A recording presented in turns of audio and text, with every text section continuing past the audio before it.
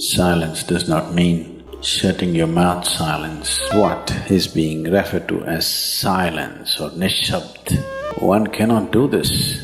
One can become this. See if you can articulate the same things that you're saying with half the number of words. Suddenly you will become extremely conscious of everything. The wind makes its own sound, so does the water, so does the earth. In fact, so does the sky. All the celestial objects are making their own sounds. There are sounds of pain, sounds of pleasure, sounds of misery, sounds of joy. For everything there is a sound. In human life, it's very true. Sounds of life, and there are sounds of death, and there are even sounds of silence. So this complex amalgamation of sounds, different kinds of sounds, creates different intent, different levels of compulsiveness, different levels of bondage, and different possibilities of entanglement. In all this, why one chooses to become silent? Silence is not a way of denying yourself life. It is not even about denying yourself articulation. Silence is about moving from compulsiveness to consciousness. All sounds represent different forms and different dimensions of compulsiveness. When one chooses to become conscious, not be entangled in the compulsive nature of the existence, he naturally chooses to become silent. Silence does not mean shutting your mouth silence, plugging your ears silence. You can sing in silence, you can dance in silence, you can even speak in silence, you can even scream in silence. You don't try. That does not mean when everybody is silent you scream. That is not screaming in silence. Because sound is of the surface, silence is of the core. It is only the surface which makes the sound. See, now the water is hitting the surface and making the sound. Deep down, there is no sound. That is so with life. On the surface, it is a very complex mesh of sounds, a maze of sounds happening. But at the core, there is no sound. There is no word for no sound in English language. We call it nishabd. That means absence of sound, a total absence of sound.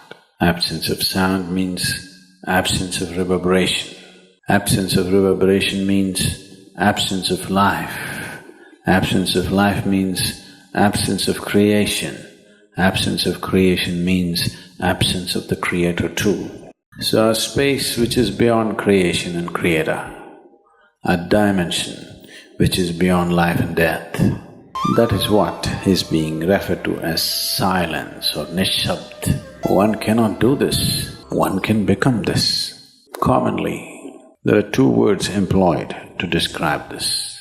One is maun, that means you're practicing silence, you're not silent.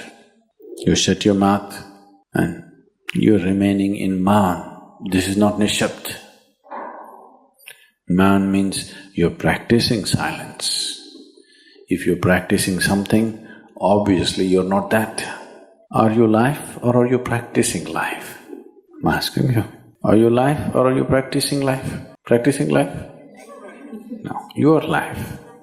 Maybe not very well practiced, but you are life. Similarly, there is a difference between practicing silence and becoming silence.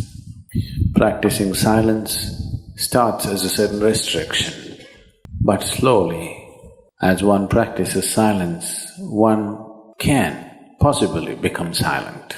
One can become silent in intense activity, but nobody can keep up intense activity forever.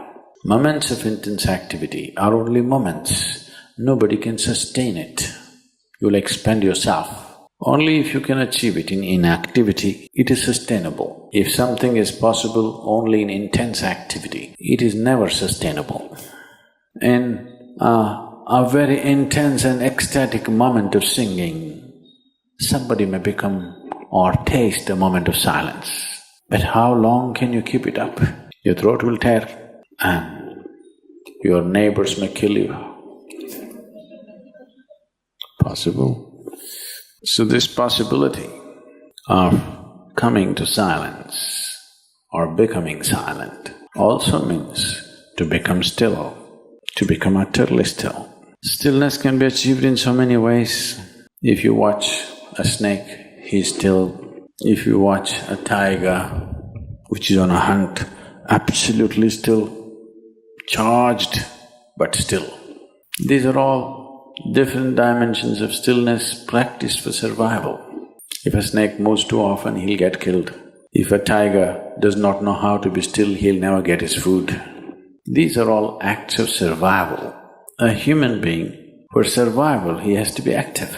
Only when his vision falls upon something which is beyond survival, then he will think of stillness.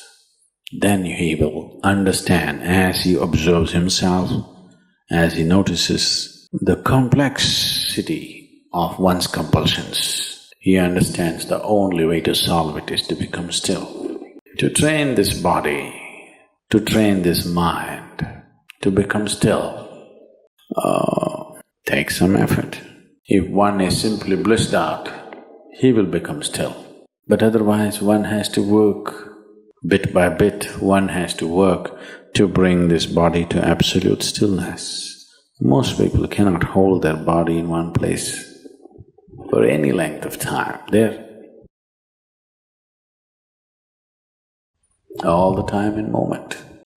As it is said, a man is ill only because he does not know how to be still. Because in stillness, you're in touch with a dimension way beyond creation. Once one is in touch with that, there is no such thing as illness. If I sit here and the body rots and falls down, still there is no illness, it's just there. Because in fact, when one becomes utterly still, he may not be able to hold on to the body unless he learns the tricks, the mechanism of the body. So why should I become still? Will I lose my body? Anyway, you will lose your body. When the time to lose your body comes, if you want to lose it gracefully, then you must know at least a little bit of stillness. If you want to put your body down like you can put this piece of cloth down, with the same ease, with the same gracefulness, then you need to have some stillness in you.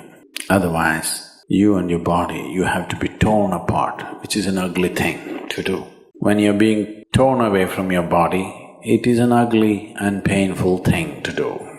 Unless you can keep it down, there's no grace in life.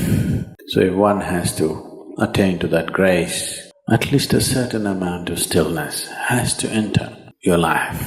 For this to happen, a certain level of silence has to enter your life.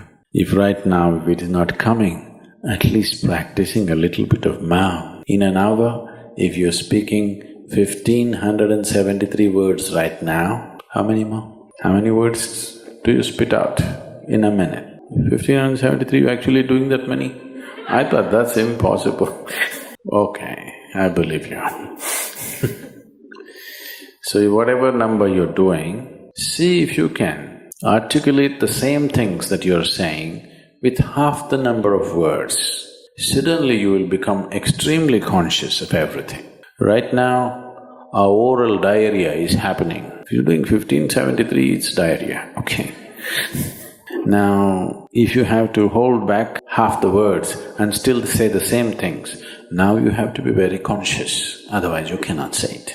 Just try this and see. Tomorrow, one day.